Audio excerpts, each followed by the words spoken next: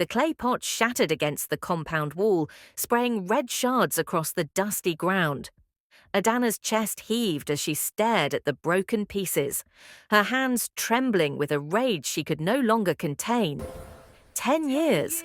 10 years of prayers, of sacrifices, of healers who promised miracles and delivered nothing but empty words and emptier arms. Adanna, please! Chike reached for his wife, but she pulled away, her eyes wild with desperation. Don't touch me! Don't tell me to be patient! Don't tell me to have faith! Don't tell me it will happen when the time is right! Her voice cracked. The time was right 9 years ago, 8 years ago. Every single year that I've watched other women cradle their babies while my arms remain empty. If you're enjoying this story, please hit that subscribe button, drop a comment below, and don't forget to like this video so more people can discover these amazing African tales. Chike's shoulders sagged. He was a successful merchant, respected throughout the village of Adanna, but all his wealth couldn't buy them the one thing they desperately wanted. What do you want me to do? Tell me, and I'll do it. do it. I want a child. Adanna's scream echoed across the compound. I want to feel life growing inside me. I want to hear someone call me Mama. Her voice broke completely, and she collapsed to her knees among the broken pottery, sobbing. That's when they heard it. A gentle tapping at the gate. Tap, tap, tap. Rhythmic, patient, as if whoever stood outside had all the time in the world. Chike wiped his eyes quickly and went to the gate. When he opened it, he found an old woman standing there, draped in white cloth adorned with cowrie shells. Her walking stick was carved with symbols he'd never seen before, and her eyes, ancient and knowing, seemed to see straight through him. "You've been crying out," the old woman said, her voice like dried leaves rustling. "I've heard you, both of you." "Who are you?" Chike asked, instinctively stepping between the stranger and his grieving wife. "I am Mama Ife, and I know what you seek." She tilted her head, looking past Chike to where Adanna still knelt on the ground. "I can take you to the place where babies are made." Adanna's head snapped up. "What did you say?" "The baby factory. That's what some call it. A sacred place, hidden in the forest, where life is shaped with ancient hands." Mama Ife's smile was gentle but mysterious. "I can take you there tonight, if you dare." "This is madness," Chike said, but his voice wavered.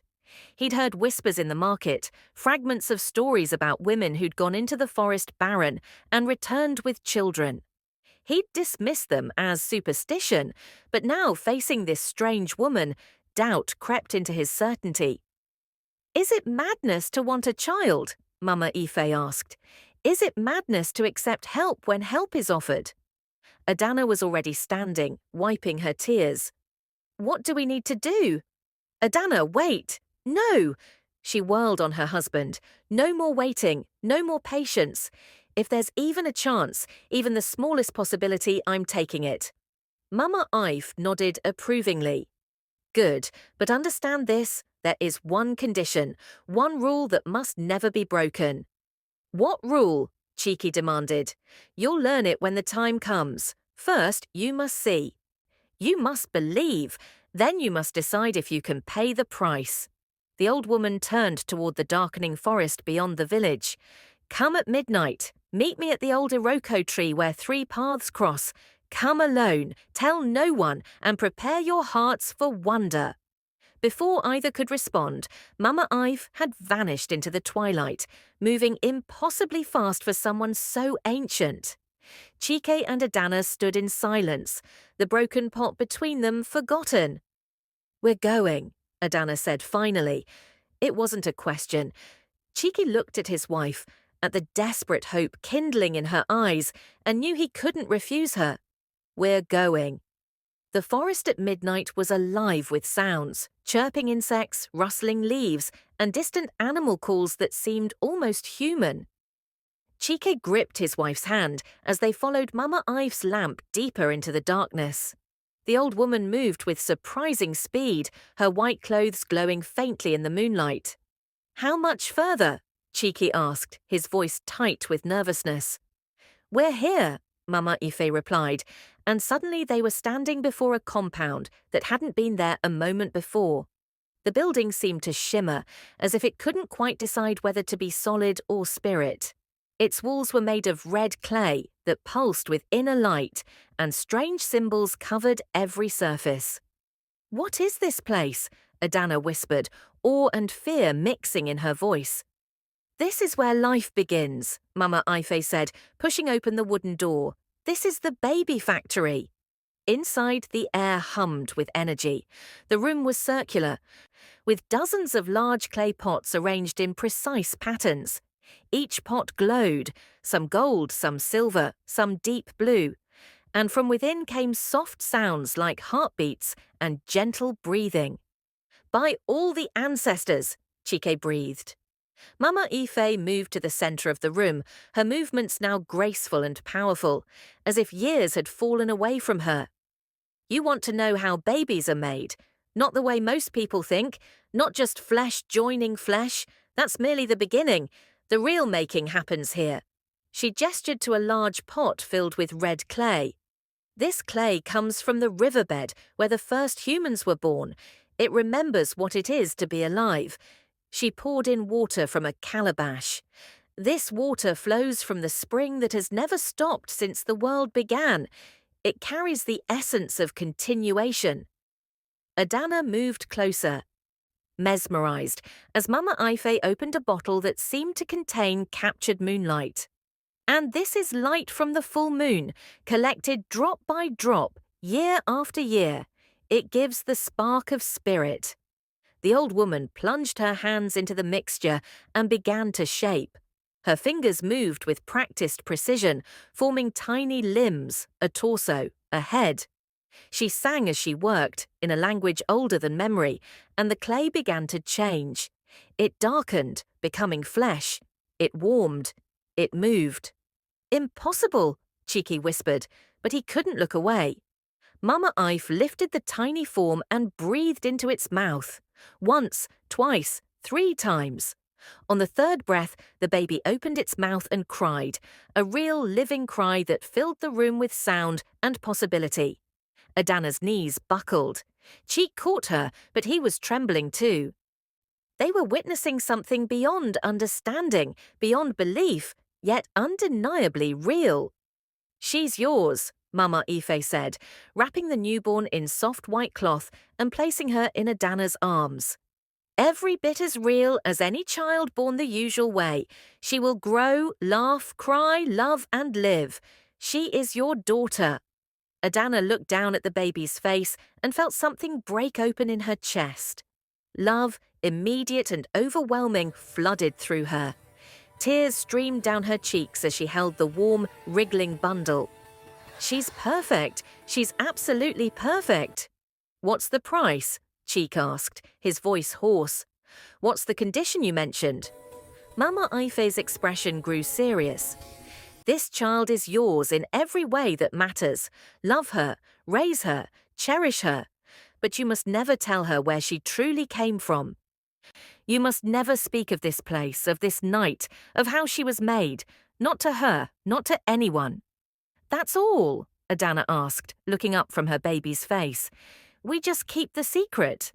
"Secrets have weight," Mama Ife warned. "They grow heavy over years. Can you carry this burden?" "Yes," Adanna said immediately. "Yes, anything." Chike hesitated.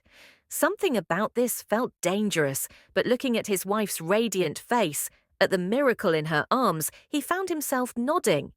"We agree." "Then mark your promise." Mama Ife handed them a bowl of white ash. "Press your thumbs here, and the pact is sealed. Break it, and the magic breaks with it." They pressed their thumbs into the ash without hesitation. The moment they did, the air shimmered, and Chike felt something settle over him like an invisible mantle. "Go now," Mama Ife said gently. "Return to your village, love your daughter, and remember your promise." By the time they turned back to thank her, the compound had vanished. They stood in an ordinary forest clearing, holding an extraordinary child. Years flowed like water. Adanna and Chike named their daughter Amara, which meant grace, and she grew into a bright, joyful child. 2 years later, they returned to the forest and found Mama Ife waiting at the old Iroko tree, as if she'd known they would come. They received their son, Dubem. 3 years after that, twin daughters, Zara and Kemi. Their home filled with laughter and chaos, with tiny feet running across floors that had been silent too long. The village celebrated their miracle, whispering about divine favor and answered prayers. Even Ngozi, the woman who had mocked Adanna most cruelly in the market years ago, had to smile through gritted teeth and offer congratulations. But Ngozi's smiles hid poison. She watched the family with envious eyes, wondering how a barren woman could suddenly bloom with children. She began to follow them, to listen, to piece together fragments of overheard conversations and suspicious circumstances. On Amara's 12th birthday, everything began to unravel. "Mama, why don't I look like anyone in Papa's family?" Amara asked one evening, studying her reflection in the bronze mirror. "Or your family either. Everyone says I have my own unique face." Adanna's hands froze over the yam she was peeling. "You're beautiful, that's what you are. A perfect blend of both of us."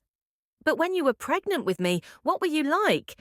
Did you crave strange foods? Did I kick a lot?" Amara's questions were innocent, curious, but each one landed like a stone in Adanna's chest. It was a long time ago, my dear. 12 years. The details are fuzzy." Amara frowned, but Auntie Ola remembers everything about her pregnancies. She talks about them all the time. "Every woman is different," Adanna said quickly, too quickly. "Now help me with these vegetables." But Amara had noticed her mother's discomfort. In the following weeks, she began to pay attention to the small inconsistencies, the way her parents exchanged glances when she asked about her birth, the absence of any stories about pregnancy or labor. The truth finally came at the village festival 3 months later.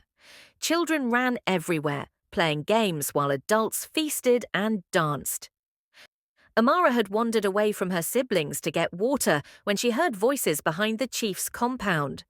Ngozi's voice, sharp with malicious glee. "Of course they're not real children," Ngozi was saying to a cluster of women. "Haven't you wondered? A woman barren for 10 years suddenly has 4 healthy babies. I followed them once, years ago. I saw them go into the forest and come out with a newborn. No pregnancy, no midwife, just suddenly a child." "What are you saying?" another woman asked, scandalized but intrigued. "I'm saying those children aren't natural. They're clay dolls from the witch's factory in the forest. The baby factory, they call it, where babies are made like pottery." The other women gasped, but there was belief in their eyes, not rejection. The story explained too much. Amara's water gourd slipped from her hands and shattered on the ground. She ran. Through the festival crowd, past concerned faces calling her name, straight home where she found her parents preparing food to bring to the celebration. "Am I real?" she demanded, tears streaming down her face. "Am I a clay doll? Did you make me in some factory?" The color drained from both her parents' faces.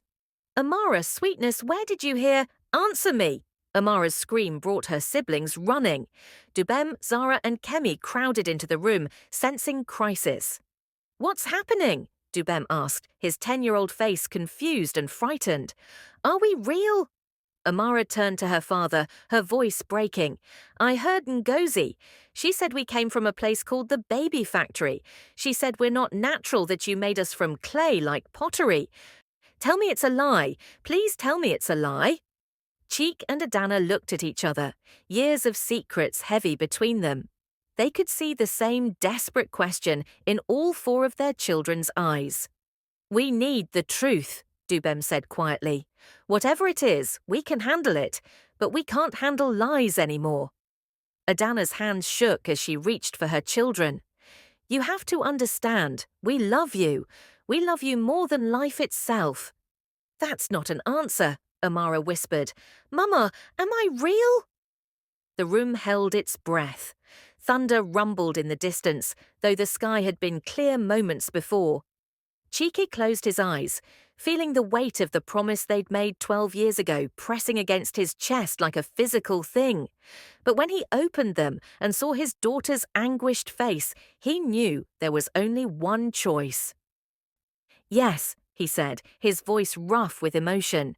"Yes, you came from the baby factory. All of you did." The words hung in the air like smoke. Adanna sobbed, covering her face with her hands. "We couldn't have children the normal way," Chike continued, kneeling before his children. "For 10 years we tried, and for 10 years we failed. Then Mama Ife came and offered us a miracle. She took us to a sacred place in the forest where she shapes babies from clay, from water, from moonlight, and ancient songs. She made you, all of you." "So we're not real," Amara said flatly. "We're just things, clay things." "No," Adanna grabbed her daughter's shoulders. "You are real. You are my children. You laugh, you cry, you dream, you love. You are as real as any child ever born." "But we're not born," Zara said, her young voice trembling. "We're made. Like pots, like—" The house shook. The thunder outside grew louder, and a wind rose from nowhere, howling around the compound. Cracks appeared in the children's skin, thin lines of light spreading across their arms, their faces. They stared at their hands in horror as the cracks widened, as if they were indeed pottery beginning to break. "No, no, no!" Adanna screamed, trying to hold Amara, but her daughter's body was becoming translucent, fading. All 4 children were dissolving, turning from flesh back to light and clay. "Please!" Chike shouted at the sky, at the forest, at whatever powers were listening. "Take me instead. Take everything we have. Just don't take our children." Light exploded through the room, and suddenly Mama Ife stood among them. She was no longer a bent old woman, but tall and terrible, ageless and powerful. Her white robes billowing in a wind that touched nothing else. The children hung frozen, caught between solid and spirit, their faces terrified. "You broke the condition," Mama Ife's voice echoed like drums. "You spoke the truth." "Our daughter was in pain." Cheek's voice was raw.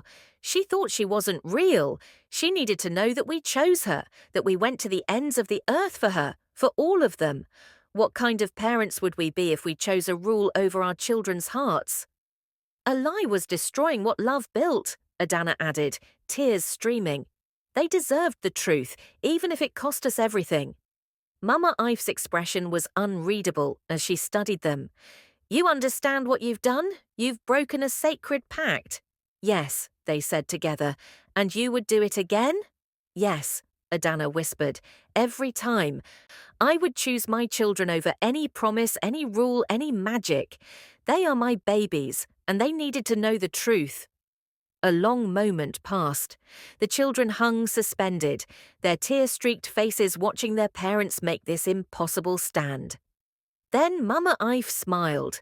It was warm and grandmotherly, and the terrible power drained from the room like water. "Good," she said softly. "That was the real test." The children dropped gently to the ground, solid again, the cracks in their skin healing and filling with warm golden light that faded into healthy brown. "What?" Chike gasped.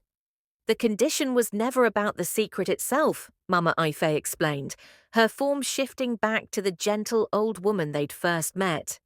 "It was about testing whether you could love these children more than your own fear, more than your own desires. Many couples I've helped chose the lie over their children's hearts. They let their sons and daughters suffer rather than risk losing them. But you chose differently." She moved among the children, touching each one's head gently. "These 4 have always been real. Clay, yes, but so were the first humans, shaped from earth by divine hands. What makes them real is not what they're made from, but how they are loved." Amara looked up at the old woman, her voice small. "So we're not going to disappear?" "No, child, you are never going to disappear. The magic that made you is permanent. But your parents needed to prove they understood what truly matters." Mama Ife turned to Adanna and Chike. You passed the greatest test. You chose truth and your children's peace over everything else. That is what makes you worthy parents. So all of this, Chike gestured at the room, the fear they'd just endured, was necessary, Mama Ife said gently. Love isn't real until it's tested. Now you know, and now they know, the bond between you is stronger than any magic, any secret, any clay. Amara launched herself at her parents, and her siblings followed. They crashed together in a tangle of arms and tears and laughter, holding each other like they'd never let go. I love you, Adanna whispered into Amara's hair. I love all of you. You are my miracles, my treasures, my children in every way that matters. We love you too, Mama, Amara said. And I don't care how we were made. We're real because you made us real with your love. Mama Ife watched them for a moment, then began to fade. Remember this day. Remember that truth and love are stronger than any magic. And know that the baby factory still exists for those who need it, for those whose hearts are true. Wait, Chike called. Will we see you again? When you're needed, Mama Ife's voice came from everywhere and nowhere. I appear. Take care of your treasures. And she was gone. The next day, Adanna stood in the village market, her children beside her, and told the story. She told it clearly, proudly, without shame. She spoke of desperation and miracles, of clay and love, of a sacred place in the forest where babies were made for those who needed them most. Ngozi tried to sneer, tried to mock, but found the words dying in her throat. Because Adanna's children stood tall and proud, very obviously real, very obviously loved, and her story had the ring of truth that silenced all doubt. Other women approached quietly, women who'd suffered as Adanna had, asking in whispers about Mama Ife, about the baby factory, about hope. And Adanna told them, look for her with a true heart, and she will find you. That night, as the family sat together for dinner, Amara raised her cup. To Mama and Papa, who loved us enough to tell the truth. To being real, Dubem added with a grin. To the baby factory, the twins said together, giggling. Chike and Adanna looked at their children, these miracles of clay and water and moonlight and love, and knew they would make the same choice again in a heartbeat, because family isn't defined by blood or birth.